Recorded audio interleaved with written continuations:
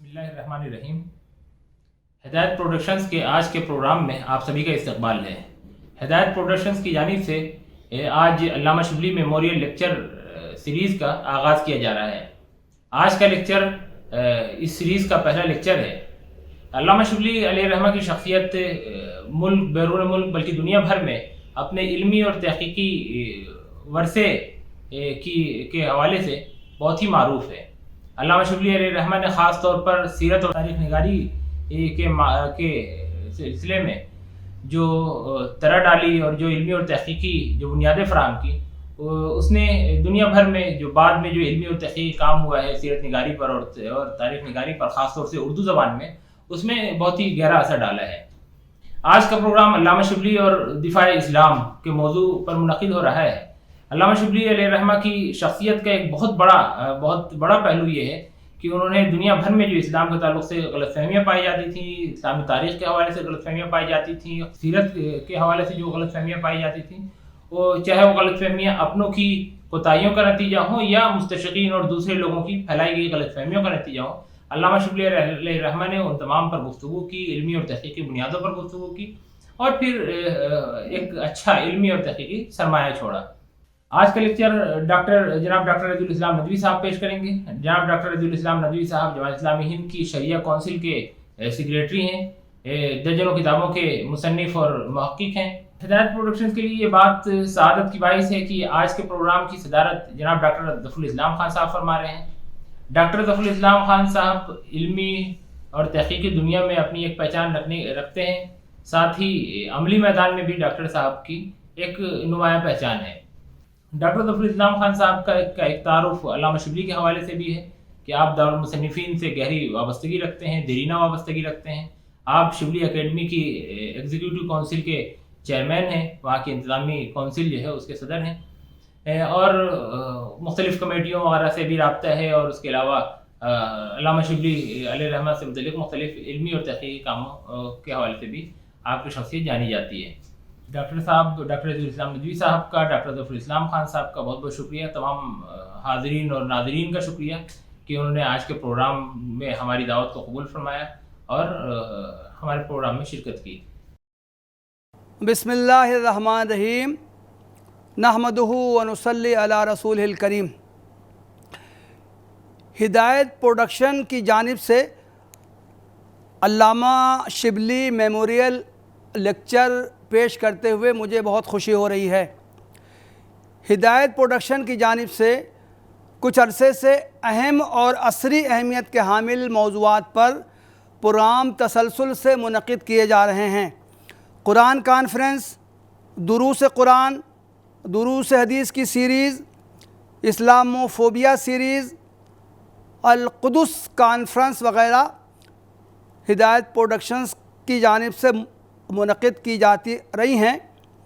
علامہ شبلی سے متعلق یہ پروگرام بھی اسی سلسلے کی ایک کڑی ہے۔ طے کیا گیا ہے کہ ہر برس علامہ شبلی کی علمی خدمات کے کسی پہلو پر لیکچر پیش کیا جائے گا۔ میری سعادت ہے کہ پہلا علامہ شبلی میموریل لیکچر میں پیش کر رہا ہوں۔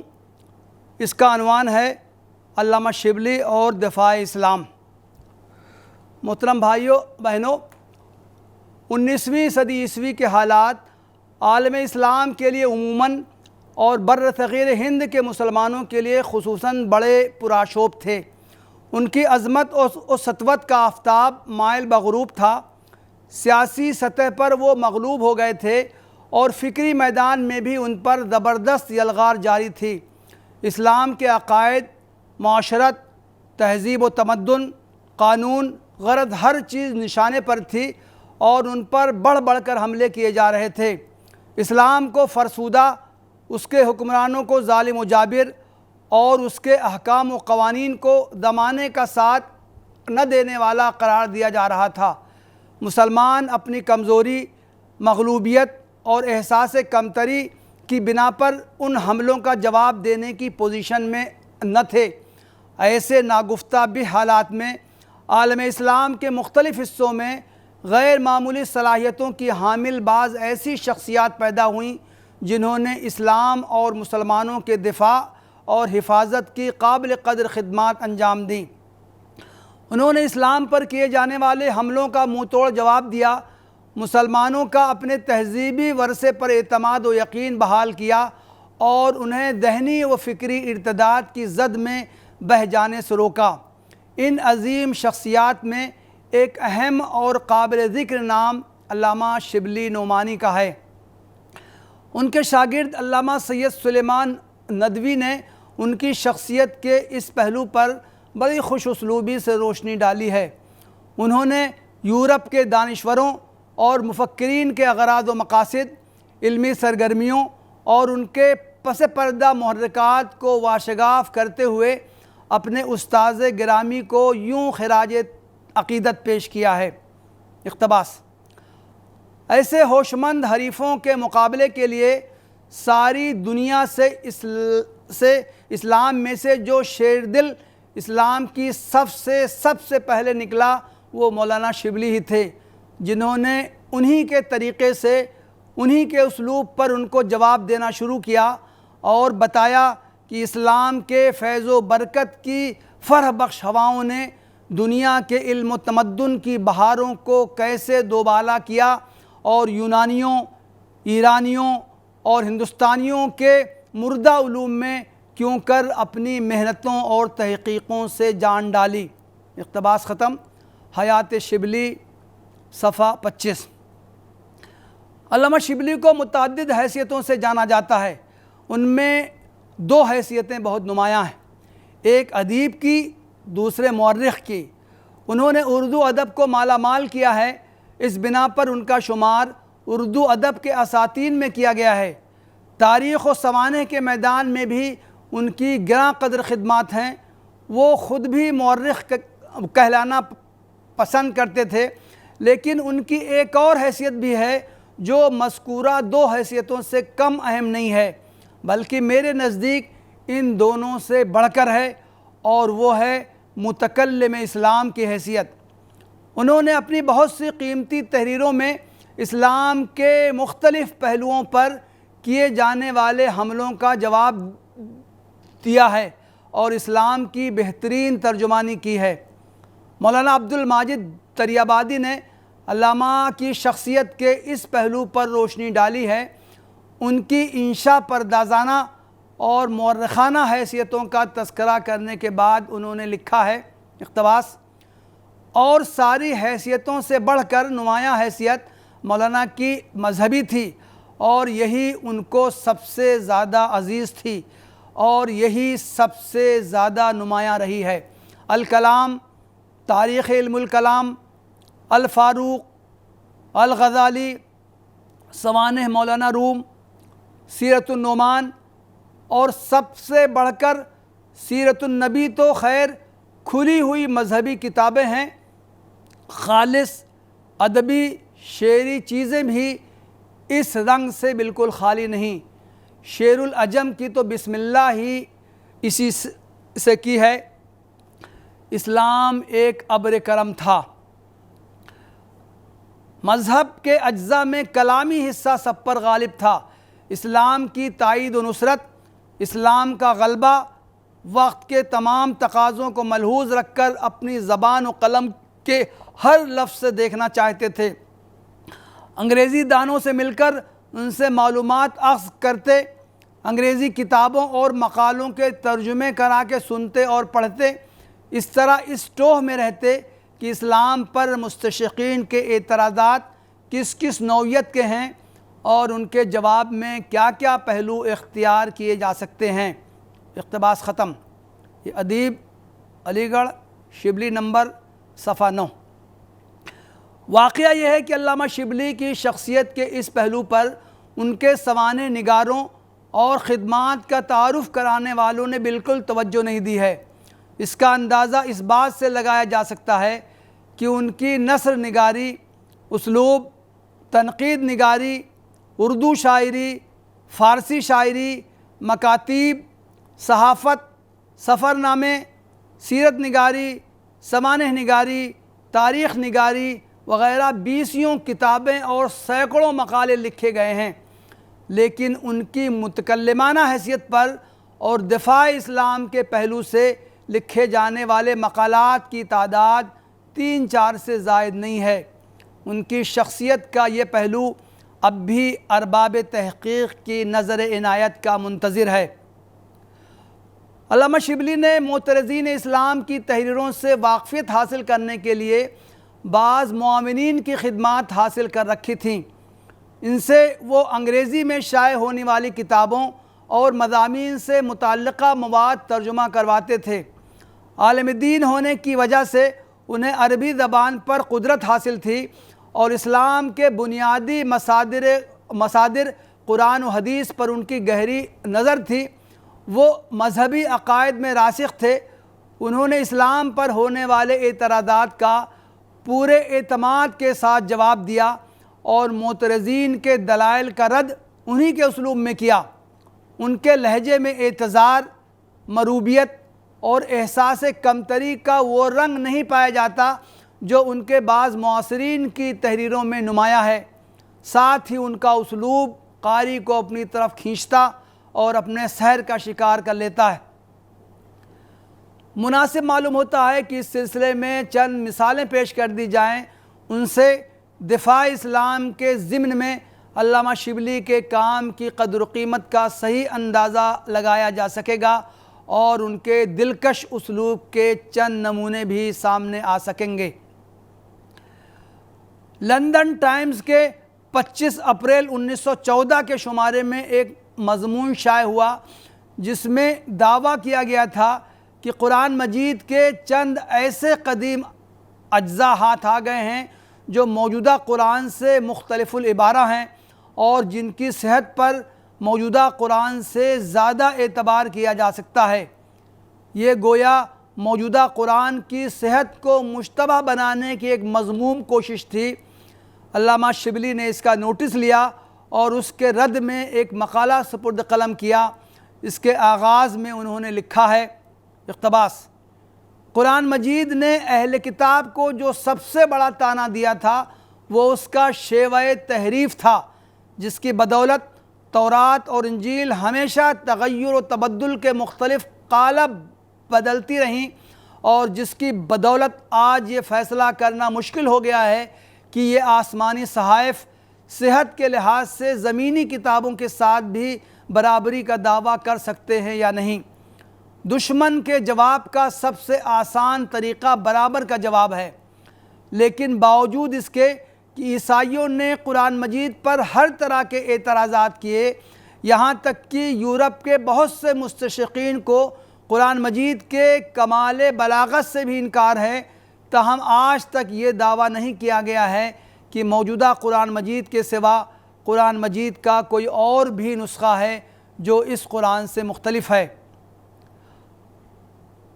آگے تفصیل سے اس دعوے کا بودھا پن ظاہر کیا ہے، ساتھ ہی تدوین قرآن مجید کے موضوع پر احادیث اور روایات کی روشنی میں بحث کی ہے۔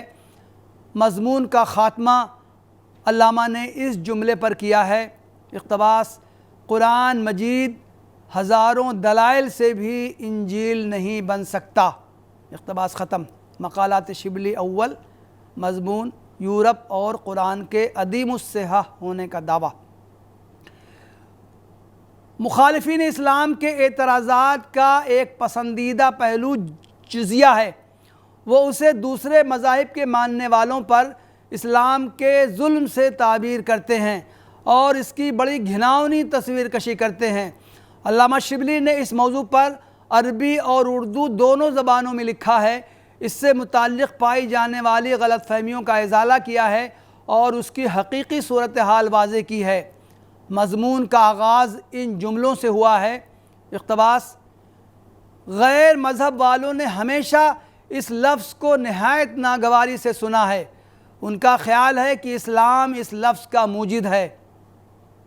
اسلام ہی نے یہ اصول پیدا کیا جس سے اس کا مقصد مسلمانوں اور غیر مذہب والوں میں نہایت متعصبانہ اور نامناسب تفرقہ قائم کرنا تھا۔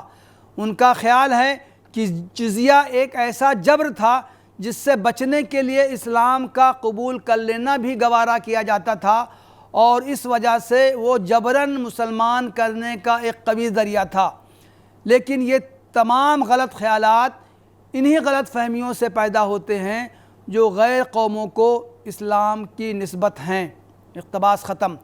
مقالات شبلی اول، مضمون جزیہ۔ اس مضمون میں مولانا نے 3 بحثیں کی ہیں۔ پہلی یہ کہ جزیہ اصل میں کس زبان کا لفظ ہے اور کن معنوں میں مستعمل ہوتا ہے۔ انہوں نے تحقیق سے ثابت کیا ہے کہ یہ فارسی لفظ گزیہ سے معرب ہے، جس کے معنی خراج کے ہیں۔ دوسری بحث یہ کہ ایران اور عرب میں جزیہ کی بنیاد کب سے قائم ہوئی۔ اس کے تحت لکھا ہے کہ خراج و جزیہ کے قواعد نوشیروان کے عہد میں مرتب ہوئے تھے، اور تیسری بحث یہ کی ہے کہ اسلام نے اس کو کس مقصد سے اختیار کیا۔ اس بحث کا خلاصہ انہی کے الفاظ میں یہ ہے۔ اقتباس: اسلام نے جو انتظام قائم کیا اس کی روح سے ہر مسلمان فوجی خدمت کے لیے مجبور کیا جا سکتا تھا، لیکن غیر مذہب والے جو اسلامی حکومت کے ماتحت تھے اور جن کی حفاظت مسلمانوں کو کرنی پڑی تھی، ان کو فوجی خدمت پر مجبور کرنے کا اسلام کو کوئی حق نہ تھا، نہ وہ لوگ ایسی پرخطر خدمت کے لیے راضی ہو سکتے تھے۔ اس لیے ضرور تھا کہ وہ اپنی محافظت کے لیے کوئی معاوضہ دیں۔ اس معاوضے کا نام جزیہ تھا۔ اقتباس ختم۔ حوالہ سابق صفحہ 225۔ اس موضوع کا مولانا نے تفصیل سے جائزہ لیا ہے۔ خلفائے اسلام کے عہد کی مثالیں پیش کی ہیں، آخر میں یہ بیان کرتے ہوئے کہ جزیہ کی انتہائی قلیل مقدار سال میں صرف ایک بار وصول کی جاتی تھی، اور بچے، بوڑھے، عورتیں، معذورین اور مفلسین اس سے مستثنیٰ ہوتے تھے۔ مضمون کا خاتمہ مولانا نے ان جملوں پر کیا ہے۔ اقتباس: اب ہم پوچھتے ہیں کہ ایسا ہلکا ٹیکس جس کی تعداد اس قدر قلیل تھی، جس کے ادا کرنے سے فوجی پرخطر خدمت سے نجات مل جاتی تھی، جس کی بنیاد نوشیروان عادل نے ڈالی تھی، کیا ایسی ناگوار چیز ہو سکتی ہے جیسی کہ اہل یورپ نے خیال کی ہے؟ کیا دنیا میں ایک شخص نے بھی اس سے بچنے کے لیے اپنا مذہب چھوڑا ہوگا؟ کیا کسی نے اپنے مذہب کو ایسے ہلکے ٹیکس سے بھی کم قیمت سمجھا ہوگا؟ اگر کسی نے ایسا سمجھا تو ہم کو اس کے مذہب کے ضائع ہونے کا رنج بھی نہ کرنا چاہیے۔ جو لوگ جزیہ ادا کرتے تھے ان کو اسلام نے کس قدر حقوق دیے، کون حکومت اس سے زیادہ دے سکتی ہے؟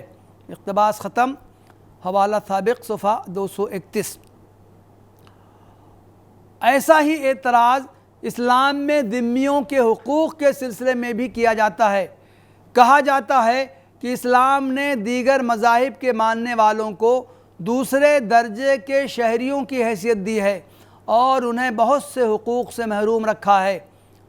ٹائمز کے 2 جون 1895 کے شمارے میں ایک پادری میلکم مکال کا مضمون شائع ہوا، جس میں اس نے بڑے دعوے کے ساتھ یہ ثابت کرنا چاہا کہ اسلام کا قانون عیسائیوں کے حق میں نہایت سخت ظالمانہ رہا ہے، اور اسلامی حکومتوں میں ہمیشہ اس قانون پر عمل درآمد رہا ہے۔ اس مضمون میں اٹھائے گئے اعتراضات کا جواب دیتے ہوئے مولانا شبلی نے حقوق الذمیین کے عنوان سے ایک مضمون لکھا۔ اس میں انہوں نے خاص طور پر عہد فاروقی سے مثالیں پیش کرتے ہوئے دکھایا ہے کہ قصاص، مال و جائیداد کے حقوق، مذہبی آزادی، معاشرت، ملکی حقوق اور دیگر معاملات میں مسلمان اور ذمی برابر درجے کے ہیں۔ جن چند معاملات میں ان کے درمیان فرق پایا جاتا ہے ان کی حکمتیں واضح کی ہیں۔ اس مضمون کے چند جملے دلچسپی کے لیے نقل کیے جاتے ہیں۔ اقتباس: یورپ میں جس گروہ نے اسلام کو نکتہ چینیوں کا ہدف بنا رکھا ہے، ان کی حوصلہ افزائی کا بڑا جولان گاہ یہی ہے۔ ان کا دعویٰ ہے کہ اسلام میں مذہبی آزادی بالکل نہیں ہے، اور قدیم اسلامی حکومتوں نے غیر قوموں کے مذہبی حقوق بالکل ضائع کر دیے ہیں، لیکن ہم دکھانا چاہتے ہیں کہ اسلام نے تمام دنیا کی قوموں کو جس حد تک مذہبی آزادی کبھی کسی قوم نے نہیں دی، نہ اب دینے کا دعویٰ کر سکتی ہے۔ یورپ 200 برس پہلے مذہبی آزادی کا نام بھی نہیں لے سکتا تھا، آج بے شبہ اس کو یہ دعویٰ ہے، مگر کیوں ہے؟ اس لیے کہ اس کو خود مذہب کی پرواہ نہیں ہے۔ بے شبہ یورپ گرجا اور مسجد کے جھگڑے میں انصاف کا پلہ برابر رکھتا ہے، لیکن اگر ایک سڑک اور مسجد کا معاملہ پیش آ جائے تو مسجد بے تکلف برباد کر دی جاتی ہے۔ اس سے اندازہ ہو سکتا ہے کہ جس فیاضی پر ناز ہے وہ مذہبی آزادی کا نہیں بلکہ مذہبی بے پرواہی کا اثر ہے۔ اقتباس ختم۔ مقالات شبلی حصہ اول صفحہ 196 197۔ عورتوں کے لیے پردہ کا موضوع ایسا ہے جس پر پہلے بھی اعتراضات کیے جاتے تھے اور آج کل بھی آئے دن اس پر نقد کیا جاتا رہتا ہے۔ اب تو جدید تعلیم یافتہ طبقہ بھی وہی باتیں کہنے لگا ہے جو کبھی اہل یورپ کی طرف سے سامنے آتی تھیں۔ 1899 میں رسالہ 10th سنچری میں سید امیر علی کا ایک مضمون شائع ہوا۔ اس میں انہوں نے دعویٰ کیا کہ مسلمان عورتوں میں مروج پردہ کا خلفاء کے زمانے میں کہیں نام و نشان نہ تھا، بلکہ اس کے برعکس اعلیٰ طبقہ کی عورتیں بلا برقع کے مردوں کے سامنے آتی تھیں۔ اس کا رواج 7ویں صدی ہجری سے ہوا ہے، جب خلافت اسلامی کمزور ہو گئی تھی اور تاتاریوں نے اسلامی حکومت کو درہم برہم کر دیا تھا۔ علامہ شبلی نے اس مضمون کا نوٹس لیا اور پردہ اور اسلام کے عنوان سے اس کے رد میں ایک مضمون لکھا۔ اس کا آغاز انہوں نے یوں کیا ہے، اقتباس: یورپ کی عامیانہ تقلید نے ملک میں جو نئے مباحث پیدا کر دیے ہیں ان میں ایک مسئلہ یہ بھی ہے، اگر اس مسئلے پر صرف عقلی پہلو سے بحث کی جاتی تو ہم کو دخل در معقولات کی کوئی ضرورت نہ تھی، لیکن ساتھ ہی یہ دعویٰ کیا جاتا ہے کہ خود مذہب اسلام میں پردہ کا حکم نہیں، اور اس سے بڑھ کر یہ کہ قرون اولیٰ میں پردہ کا رواج بھی نہ تھا۔ اقتباس ختم۔ مقالات شبلی حصہ اول صفحہ 103۔ آگے مولانا نے مفصل بحث کرتے ہوئے ثابت کیا ہے کہ عرب میں اسلام سے پہلے بھی پردہ کا رواج تھا۔ اسلام نے اس میں بعض اصلاحات کی، قرآن و حدیث میں اس کے احکام دیے گئے اور مسلمانوں نے ان کے مطابق عمل کیا، اس لیے یہ کہنا صحیح نہیں کہ یہ بعد کے دور کی ایجاد ہے۔ مستشرقین اور دانشوران یورپ نے پیغمبر اسلام کی سیرت طیبہ کو بھی داغدار کرنے کی جی توڑ کوشش کی ہے اور اس پر طرح طرح کے بے بنیاد الزامات لگائے ہیں۔ ان کی تصانیف علامہ شبلی کی دسترس میں تھیں۔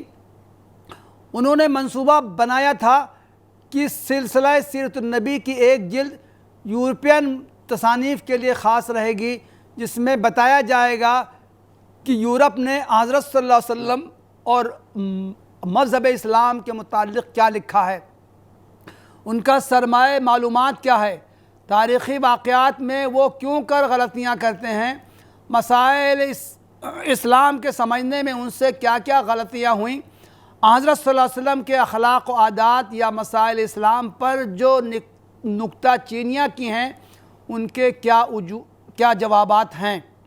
سیرت النبی اول صفحہ 102 103۔ اگرچہ علامہ شبلی کا یہ منصوبہ پائے تکمیل کو نہ پہنچ سکا اور ان کی وفات کے بعد ان کے شاگرد رشید علامہ سید سلیمان ندوی نے جو جلدیں تیار کیں ان میں یہ مباحث شامل نہ ہو سکے، لیکن موجودہ صورت میں بھی سیرت النبی کی پہلی جلد میں بکثرت مقامات پر سیرت نبوی سے متعلق مختلف واقعات کے ضمن میں यूरोपियन मुसन्निफीन के अफकार व ख़यालात से तारुज़ किया गया है और इस्लाम और पैगम्बर इस्लाम पर उनके एतराज़ात का भरपूर जवाब दिया गया है। इस ज़िम्न में 2-3 मिसालें पेश करना मुनासिब मालूम होता है। रसूल अकरम सल्लल्लाहु अलैहि वसल्लम की क़ब्ल बेअसत ज़िंदगी में एक वाक़या बुहैरा राहिब से मुताल्लिक़ बयान किया जाता है।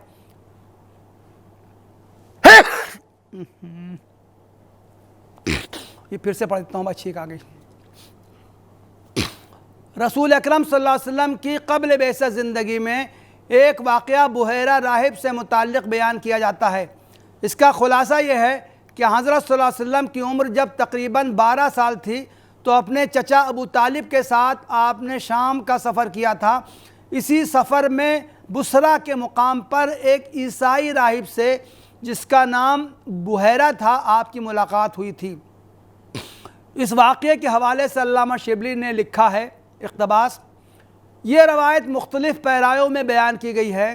ताज्जुब यह है कि इस रवायत से जिस कदर आम मुसलमानों को शगफ़ है उससे ज़्यादा ईसाइयों को है।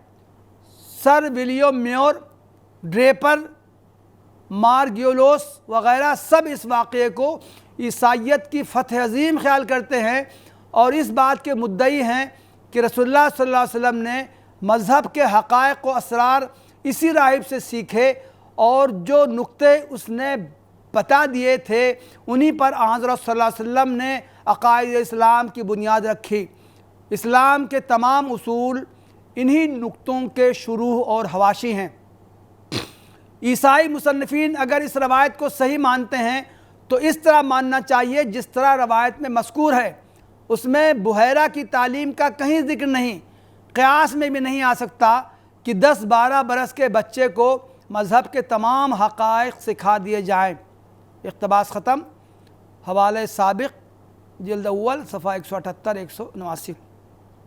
इसके बाद मौलाना ने मुफस्सल बहस करके सनद के एतबार से इस वाक़े का बातिल होना साबित किया है। सफ़ा 189-181। सूरत तहरीम में जिस वाक़े ईला व तख़ीर का ज़िक्र है इस पर बहस करते हुए अल्लामा शिबली लिखते हैं इक़्तिबास, इस कदर उमूमन मुसल्लम है और ख़ुद कुरान मजीद में मज़कूर है कि हज़रत सल्लल्लाहु अलैहि वसल्लम ने अज़वाज मुतहरात की खातिर से कोई चीज़ अपने ऊपर हराम कर ली थी। इख्तलाफ इसमें है कि वो क्या चीज़ थी। बहुत सी रवायतों में है कि वो मारिया क़िब्तिया एक कनीज़ थी जिनको अज़ीज़ मिस्र ने हज़रत सल्लल्लाहु अलैहि वसल्लम की खिदमत में तोहफ़तन भेजा था। अगरचे ये रवायतें बिल्कुल मौजू और नाकाबिल ज़िक्र हैं, लेकिन चूँकि यूरोप के अक्सर मौरख़ों ने हज़रत सल्लल्लाहु अलैहि वसल्लम के मेयार अखलाक़ पर जो हरफगिरियाँ की हैं उनका गुले सरसब्द यही हैं, इसलिए इनसे तारुज़ करना ज़रूरी है। इक़्तिबास ख़त्म। हवाले साबिक़ जिल्द अव्वल सफ़ा 559। आगे मौलाना ने मुफस्सल बहस करके दिखाया है कि ये तमाम रवायात सनदन बहुत कमज़ोर हैं। फिर लिखा है इक़्तिबास, ये बहस उसूल रवायत की बिना पर थी। दरायत का लिहाज किया जाए तो मुतलक़ कद्दो काविश की हाजत नहीं।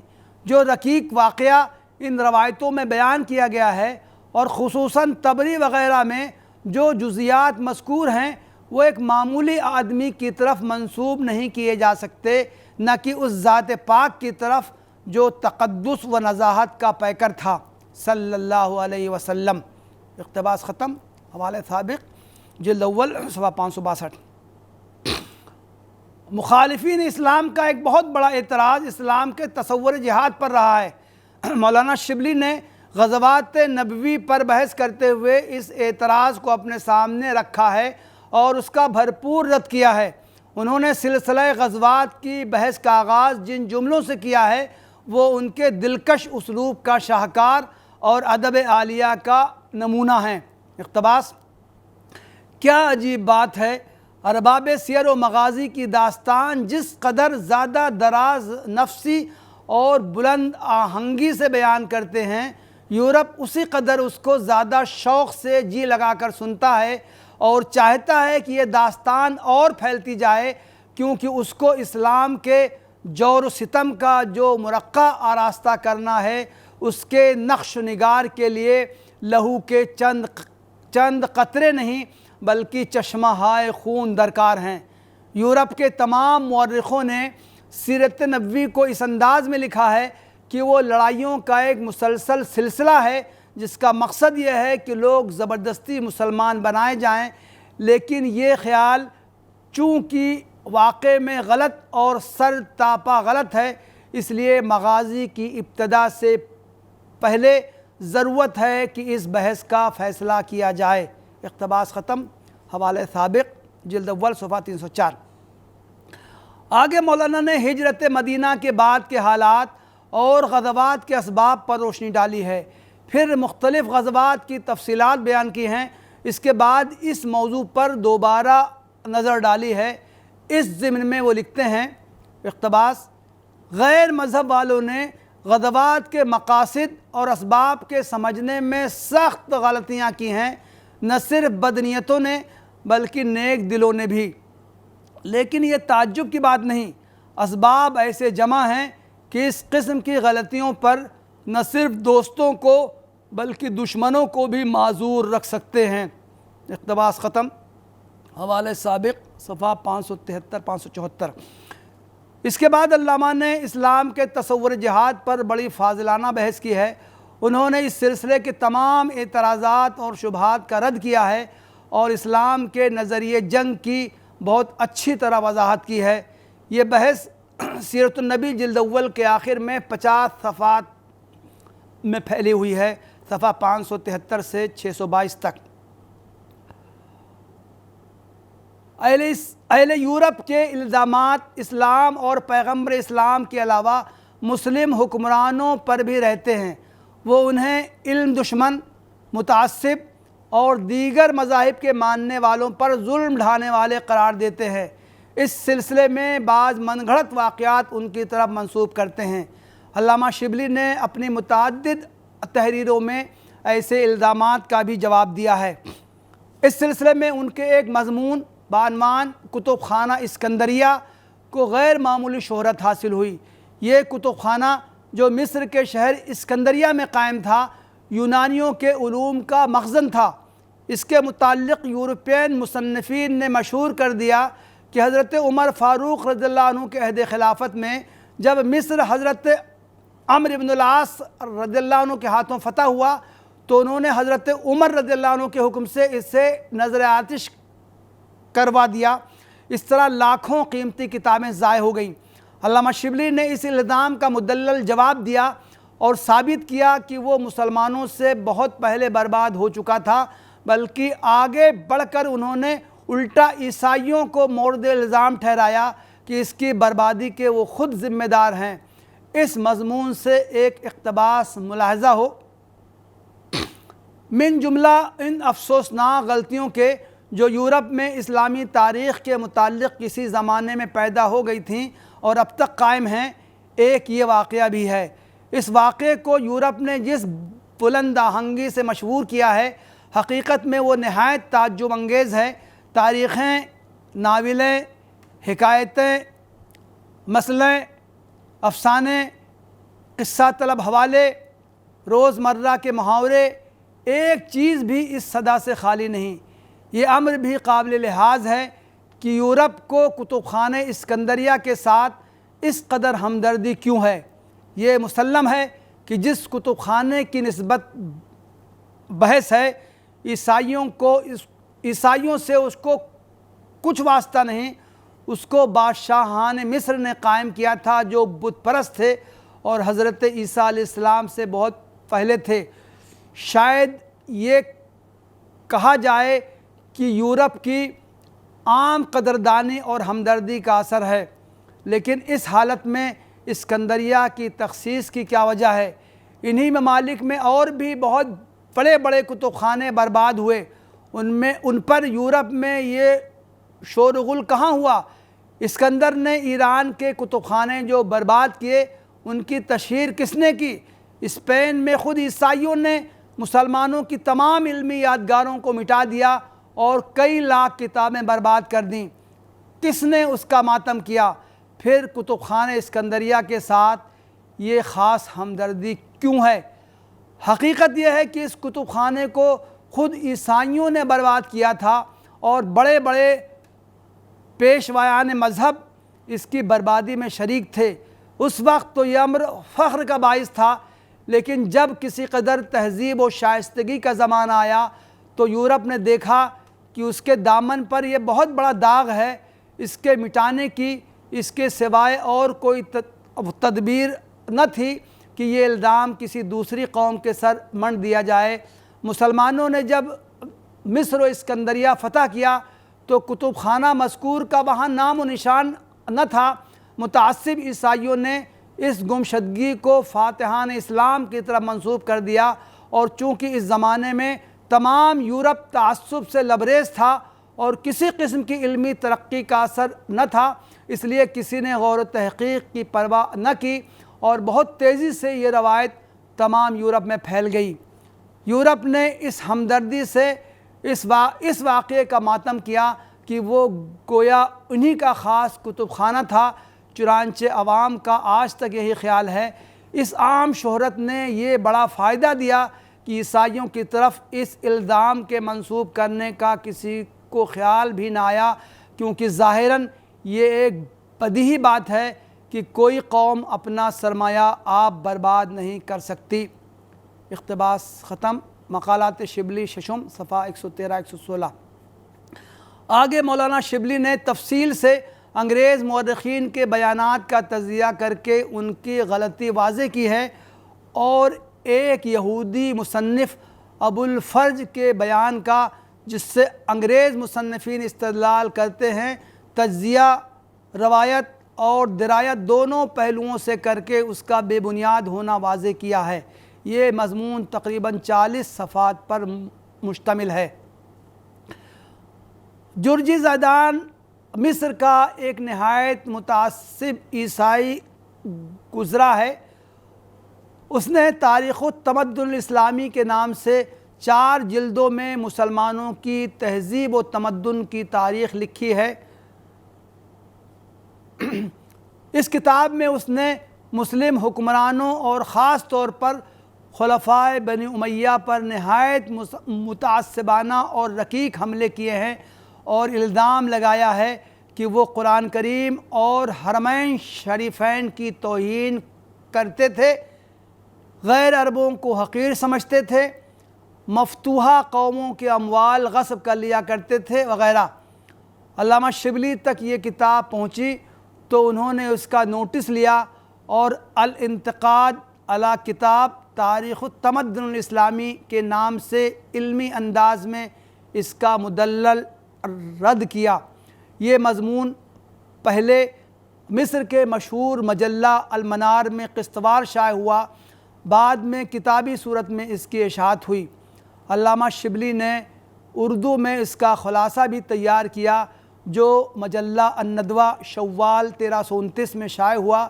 یہ مضمون تقریباً 50 صفحات پر مشتمل ہے۔ مقالات شبلی جلد 4 صفحہ 133 سے 177 تک۔ علامہ شبلی نے ہیروز آف اسلام کا منصوبہ بھی دفاع اسلام کے جذبے سے ہی تیار کیا تھا۔ وہ اسلامی عظمت رفتہ کے شیدائیوں میں سے تھے۔ وہ شدید خواہش رکھتے تھے کہ مسلمان اپنی قومی تاریخ کے ساتھ دلچسپی اور شغف رکھیں اور اپنی قومی روایتوں کو محفوظ رکھیں۔ انہیں یہ دیکھ کر بہت اذیت ہوتی تھی کہ مستشرقین کی تحریروں سے مسلمانوں کی تاریخ و تمدن اور ان کی نامور شخصیات کے بارے میں غلط فہمیاں پیدا ہوتی ہیں۔ چنانچہ انہوں نے اپنے علمی کاموں کے لیے ایسا منصوبہ بنایا جس سے مسلمانوں کو اپنے نامور اسلاف کے بارے میں صحیح واقفیت اور ان کے بارے میں پائی جانے والی غلط فہمیوں کا ازالہ ہو سکے۔ انہوں نے لکھا ہے، اقتباس: ایک مدت سے میرا ارادہ تھا کہ اسلامی حکومت کی ایک نہایت مفصل اور بسیط تاریخ لکھوں، لیکن مشکل یہ تھی کہ نہ میں تمام خاندانوں کا استقصاء کر سکتا تھا، نہ کسی خاص سلسلے کے انتخاب کی مجھ کو کوئی وجہ ملتی تھی۔ آخر میں نے یہ فیصلہ کیا کہ رائل ہیروز آف اسلام یعنی نامور فرما روایان اسلام کا ایک سلسلہ لکھوں، جس کا طریقہ یہ ہو کہ اسلام میں آج تک خلافت و سلطنت کے جتنے سلسلے قائم ہوئے ان میں سے صرف وہ نامور انتخاب کر لیے جائیں جو اپنے طبقے میں عظمت حکومت کے اعتبار سے اپنا ہمسر نہ رکھتے تھے، اور ان کے حالات اس ترتیب اور جامعیت سے لکھے جائیں کہ تاریخ کے ساتھ لائف کا مذاق بھی موجود ہو۔ اقتباس ختم۔ المامون صفحہ 6-7۔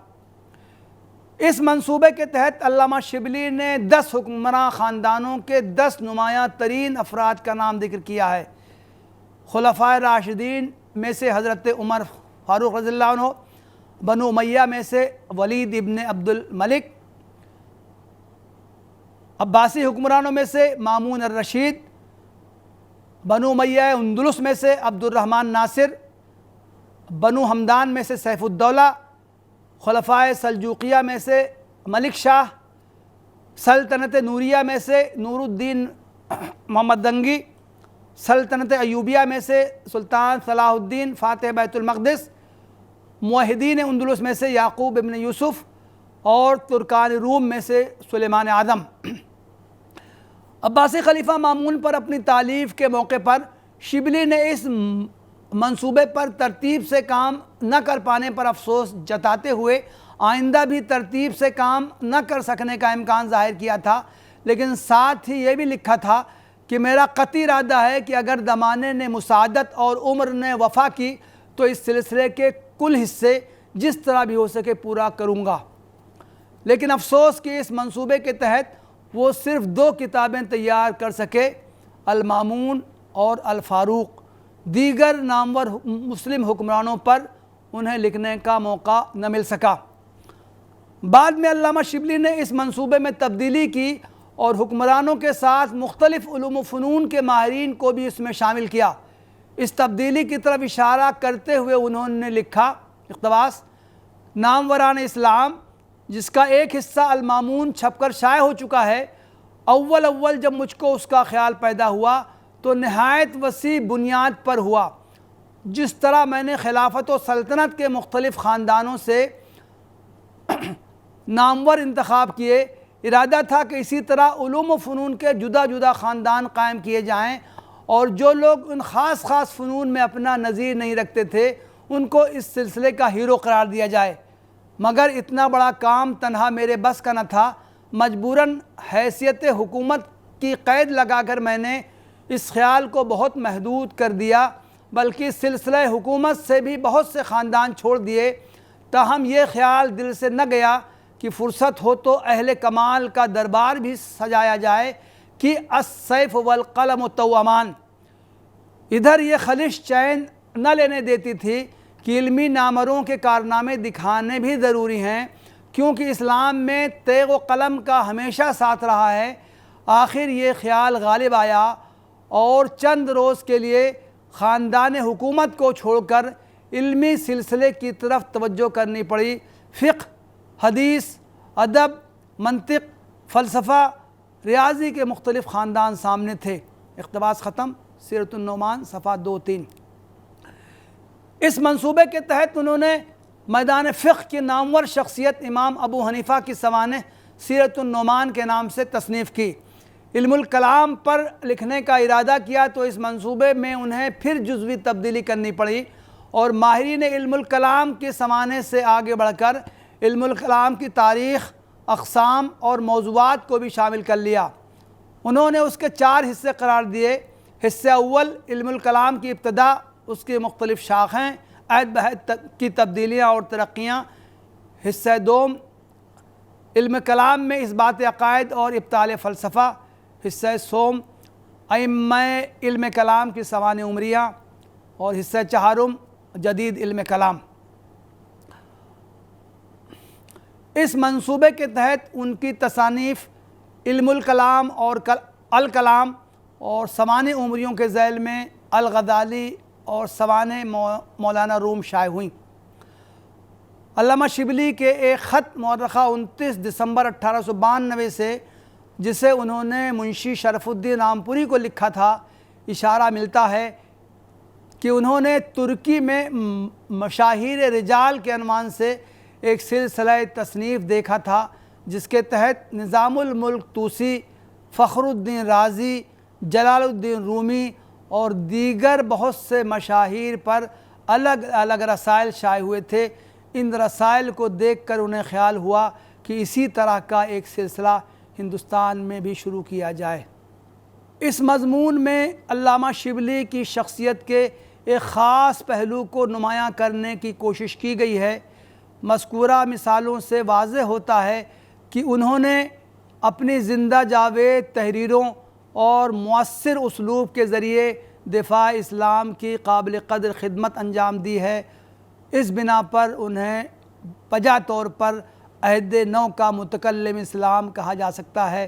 وآخر دعوانا ان الحمدللہ رب العالمین۔ آج یہ لیکچر علامہ شبلی اور دفاع اسلام کے بارے میں دلی کی ہدایت پروڈکشنز نے اس کا انعقاد کیا ہے، جو ہمارے نوجوان ساتھی چلاتے ہیں، اور ہمیں اس بات کی امید دلائی گئی ہے کہ یہ لیکچر سالانہ ہوگا جو علامہ شبلی کی یاد میں ہر سال منعقد کیا جائے گا۔ یہ بہت ہی اچھی بات ہے۔ ہم کو جو ہماری بڑی شخصیتیں ہیں ان کو یاد رکھنا چاہیے، خصوصاً وہ شخصیتیں جن کا کہ بتصویر میں کافی اثر رہا ہے اور جن کی وجہ سے ہمارے اوپر نہ صرف ان کے احسانات ہیں بلکہ وہ ہم ان کے نقش قدم پہ چل بھی سکتے ہیں۔ یہ جو لیکچر ابھی آپ نے سنا مولانا صاحب کے، یہ در حقیقت علامہ شبلی کی جو گناگوں اور ان کی شخصیت کے بہت سے عناصر ہیں اس کے ایک حصے پر ہے۔ علامہ شبلی ادیب بھی تھے، شاعر بھی تھے، مورخ بھی تھے، اور اپنے انداز سے عالم اسلام کے مسائل میں دلچسپی بھی لیتے تھے۔ ان کو سیاستدان ہم نہیں کر سکتے لیکن بہت دلچسپی لیتے تھے، اور یہ دلچسپیاں جو ہے ان کو نہ صرف حجاز لے گئیں بلکہ مصر، شام اور ترکی تک لے گئیں۔ اس کے بارے میں ان کا سفرنامہ موجود ہے جو کہ بہت ہی عام ہے، اور جس کو میں سمجھتا ہوں کہ اس زمانے کے حالات کو سمجھنے کے لیے اور ہندوستانی مسلمانوں کی جذبات کو سمجھنے کے لیے اس کا پڑھنا بہت ضروری ہے۔ اس کے بعد انہوں نے مشرق وسطیٰ کے حالات اور خاص طریقے سے جو اس زمانے میں ترکی کے اوپر جو گزر رہی تھی اس کے بارے میں بہت کافی دلچسپی لی۔ بلقان کی جنگوں کے بارے میں جو ان کے جو نظمیں ہیں بہت ہی درد انگیز ہیں۔ خود لیبیا پر جب حملہ ہوا تھا اطالیوں کا، اس کے بارے میں ان کا جو نظم ہے وہ بہت ہی درد انگیز ہے، اور آج بھی ان کو یاد دلاتی ہے کتنا بڑا اس کو ظلم ہوا تھا۔ بلقان کی جنگ کے دوران انہوں نے فتویٰ دیا تھا کہ لوگ قربانی نہ کریں اور اس پیسے کو ترکی بھیجیں تاکہ وہ لوگ اس سے جہاد کر سکیں، جو کہ ایک بہت بڑا ایک فیصلہ تھا۔ یہ عام طریقے سے ہمارا ایک عام مفتی یہ فیصلہ نہیں دے پائے گا، لیکن حالات کو دیکھتے ہوئے، ضرورت کو دیکھتے ہوئے اس قسم کے فیصلے لیے جاتے ہیں، اور پہلے بھی لیے گئے ہیں۔ حضرت عمر نے جس طرح سے عام الرمادہ میں زکوٰۃ کو منسوخ کر دیا تھا، بلکہ حدود کو بھی منسوخ کر دیا تھا، تو اس طرح کے فیصلے لینے پڑتے ہیں، اور اس سے لگتا ہے کہ وہ کس طرح سے کتنا زیادہ وہ عالم اسلام کے مسائل سے، اور خاص طریقے سے ترکی جو کہ اس وقت عالم اسلام کی کا نمائندہ اور عالم اسلام کا قائد تھا، اس کے مسائل کے بارے میں وہ پریشان تھے، اور جو کچھ کر سکتے تھے یہاں سے کرتے تھے۔ اور نہ صرف علامہ شبلی بلکہ اس سلسلے میں یہ بات بھی کہنا بہت ضروری ہے کہ ہندوستان کے مسلمانوں نے اس زمانے میں خاص طریقے سے اور سن 48 تک آزادی تک جو ہے انہوں نے ہم نے پوری طرح سے عالم اسلام کے مسائل میں دلچسپی لی۔ بہت طریقے سے فلسطین کا مسئلہ ہو، طرابلس کا مسئلہ ہو، لیبیا کا جو مسئلہ ہے، عراق کا جو مسئلہ ہے، بہت سے اس زمانے میں مسائل تھے، سب کے بارے میں، اور خود ترکی کے بارے میں، خلافت کو بچانے کے بارے میں تحریک خلافت یہاں قائم کی گئی، حالانکہ اس کا ایک الگ مسئلہ ہے، اس کے بارے میں بات کی جا سکتی ہے، لیکن یہ سب یہ دکھا رہا تھا کہ ہندوستان کے مسلمانوں کو عالم اسلام کے بارے میں بہت کافی فکر ہے اور اس کے لیے کچھ کرنا چاہتے ہیں. جہاں سے ہندوستان کے مسلمانوں نے خلافت عثمانیہ کو بچانے کے لیے یہ بہت کافی جنگیں کی ہے، جس کے بارے میں تاریخ میں لکھا ہوا ہے کہ مصطفیٰ کمال نے اس پیسے کو استعمال کر کے 2 بینک بنائے. اب بینک تو 2-3 پیسے سے نہیں بنتے، چند ہزار سے نہیں بنتے ہیں، بلکہ اس کا مطلب ہے کہ بہت کافی بڑی رقم ہوگی.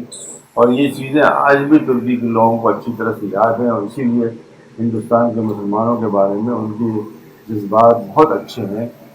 تو یہ جو بھی علامہ شبلی نے اس زمانے میں جو بھی کیا، وہ سب در حقیقت ہندوستان کے مسلمانوں کے اندر جو جذبہ ہے مسلمانوں کے لیے، عالم اسلام کے لیے، سارے دنیا کے مسلمانوں کی بہبودی کے لیے، وہ اس کا ایک نمونہ تھے.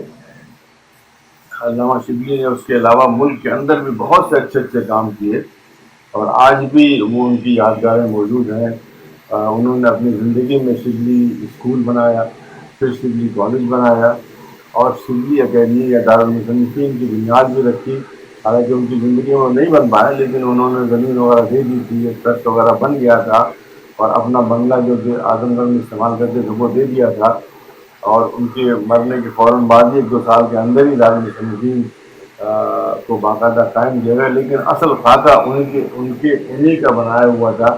وہ یہ کہ ایک ایسا ادارہ ہو جو کہ مسلمانوں کے بارے میں، خصوصاً تاریخ کے مسائل، اس لیے کہ تاریخ کے حوالے سے مسلمانوں کے بارے میں بہت کافی غلط فہمیاں پھیلائی جاتی ہیں، جھوٹ پھیلایا جاتا ہے. انہوں نے خود بھی بہت ہی اچھی اچھی کتابیں جو ہے، جیسے الفاروق ہے اور سیرت عائشہ ہے، اور پھر اس کے بعد سیرت النبی جیسی عظیم الشان کتاب کے لکھنے کی شروعات کی، اور 2 جلدیں لکھی انہوں نے. لیکن اس کے بعد ان کی وفات ہو گئی، اس کی وجہ سے وہ مکمل نہیں ہو پائے. لیکن وہ 2 جزء جو ہے، 2 جز جو ہے، وہ غیر معمولی ہیں، اور نہ صرف سیرت بلکہ اردو ادب کا بھی ایک بہت ہی عظیم ایک سرمایہ ہے. تو یہ تینوں چیزیں جو تھیں، شبلی اسکول بھی، شبلی کالج بھی، اور دارالمصنفین بھی، یہ میں سمجھتا ہوں کہ ان کی اخلاص کا نتیجہ ہے کہ آج بھی 100 سال سے زیادہ، 110 سال، 115 سال ہو چکے ہیں ان چیزوں کو، اور آج بھی یہ چیزیں زندہ ہیں، باقی ہیں، پوری طرح سے کام کر رہی ہیں. جو کہ میں سمجھتا ہوں کہ ایک اخلاص کی وجہ سے ہو سکتا ہے. اگر اس کے پیچھے اخلاص نہ ہوتا تو شاید یہ چیزیں دیر تک باقی نہیں رہتی. یہ تینوں چیزیں الحمدللہ پوری طرح سے قائم ہے، دائم ہے، اور اپنا کام جو وہ چاہتے تھے وہ کر رہی ہیں. تو میں اس سلسلے میں دوبارہ کہنا چاہتا ہوں کہ یہ سلسلہ جو کہ ہمارے نوجوانوں نے، ہدایت پروڈکشن والوں نے شروع کیا ہے، یہ بہت اچھی ابتدا ہے. اور میں امید کرتا ہوں کہ انشاءاللہ جیسا انہوں نے اعلان کیا ہے کہ یہ سلسلہ ہر سال ہوگا. ہر سال ہم کسی نہ کسی موضوع پر علامہ شبلی کے لیکچر کے عنوان سے کچھ نہ کچھ منعقد ہوگا. اس طرح کی کانفرنس ورچوئل ہوگی یا فزیکل ہوگی، حالات بتائیں گے. اگر کورونا کا مسئلہ ختم ہو گیا تو پھر کسی بڑے ہال وغیرہ میں ہوگی یہ چیز. تو میں اس کا استقبال کرتا ہوں، اور ان لوگوں کا تہہ دل سے شکریہ کرتا ہوں کہ ان لوگوں نے ایک ایسی بات کے بارے میں سوچا جس کی واقعی ضرورت ہے. اور بلکہ اس کا بھی اضافہ کرنا چاہتا ہوں کہ صرف مولانا یا علامہ شبلی ہی نہیں، بلکہ اور ایسی بہت سی شخصیات ہیں بر صغیر کی، یعنی شاہ ولی اللہ سے لے کر کے آج تک بہت سی ایسی شخصیات ہیں دسیوں، جن کو ہمیں یاد رکھنا چاہیے. اس لیے کہ انہوں نے اپنے زمانے میں کچھ ایسے کام کیے جو کہ ہمارے لیے مشعل راہ ہیں، اور ان کو دیکھ کر کے ہم کو ہمت ہوتی ہے کہ عالم عرب سے اور حرمین وغیرہ سے دور ہوتے ہوئے بھی کتنا ان کو اسلام سے لگاؤ تھا، اور اسلام کے لیے مختلف طریقوں سے وہ کام کرتے تھے. بالخصوص ہندوستان کے مسلمانوں کی بہت بڑی دین ہے ان پچھلی چند صدیوں میں کہ انہوں نے علم حدیث کو ان کو زندہ کیا. وہ چیز جو کہ عالم عرب میں تقریباً مر گئی تھی، لیکن یہاں کے علماء نے زندہ کیا. تو یہ سب ساری جو ہماری جو سرمایہ ہے، جو ہماری جو تراث ہے، اس کو یاد رکھنا بھی ہمارا فرض ہے. تو میں ان نوجوانوں کا شکریہ ادا کرتا ہوں جنہوں نے یہ شروعات کی، اور امید کرتا ہوں کہ اسی طرح سے اور بھی کچھ بہت ہی اہم شخصیات ہیں ان کے بارے میں اس قسم کی چیزیں یعنی کانفرنس ہو، ہر سال کانفرنس ہو تو اور بھی اچھا ہے، لیکن کم سے کم ہر سال نہ ہو سکے تو کبھی کبھی یاد کر لینا بھی بہت اچھا ہوتا ہے۔ والسلام علیکم ورحمۃ اللہ وبرکاتہ۔